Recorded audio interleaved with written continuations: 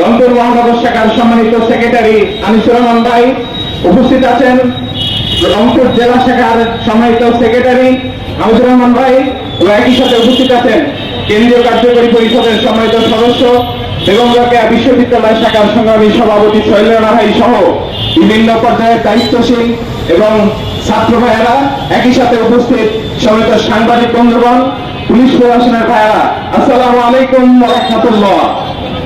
উপস্থিতি, আপনারা জানেন বিগত ফ্যাসিবাদী আমলে ফ্যাসিস্ট সরকার তারা বারবার ইসলামের বিরুদ্ধে তাদের অবস্থান জানিয়েছিল। তারা শাহবাগ কায়েম করার মাধ্যমে শাহবাগ থেকে তারা ইসলাম বিদ্বেষী বিভিন্ন কর্মকাণ্ড হাতে নিয়েছিল। তারা সেই শাহবাগ থেকে আমাদের প্রিয় রাসূলের বিরুদ্ধে বিভিন্ন অপবাদ দেওয়ার চেষ্টা করেছিল। শুধু তাই নয়, এই শাহজাহানের সৃষ্টিকর্তা মহান রবের বিরুদ্ধেও তারা বিভিন্ন কটূক্তিমূলক কথা লিখেছিল। সেই প্রতিবাদে নাস্তিক সেই প্রকারদের শাস্তির দাবিতে আপনারা ইসলাম প্রিয় মানুষ সচেতন দেখেছে এবং সেদিন এই গণহত্যার লাইভ করার কারণে দিগন্ত টেলিভিশন, ইসলামিক টেলিভিশন এবং আমার দেশ পত্রিকাকে সেদিনই বন্ধ করে দেওয়া হয়, যেটা বাক স্বাধীনতার ক্ষেত্রে চরম একটা দৃষ্টতা প্রদর্শন করেছিল তৎকালীন সরকার। 2024 সালের জুলাই আগস্ট অভ্যুত্থানের পরেও এখন পর্যন্ত সেই হত্যাকাণ্ডের কোনো রকম স্বাধীন কমিশন গঠন হয়নি, তাদের বিচার হয়নি।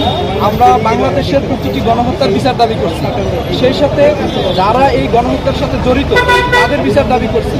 পরবর্তীতে এই মুসলমানদের জন্য এই মুসলিম ভূখণ্ড যখন ভারত থেকে আলাদা হয়েছে তখন কিন্তু মুসলিম সত্তাকে ধারণ করে আলাদা হয়েছে।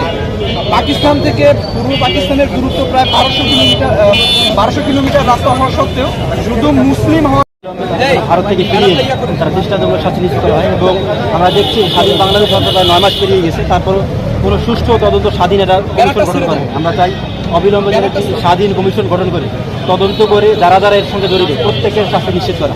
পাশাপাশি এই গণহত্যার পেছনে সবথেকে বড় যে দায়ী আওয়ামী লীগকে অবিলম্বে নিষিদ্ধ করতে হবে, এই দাবি।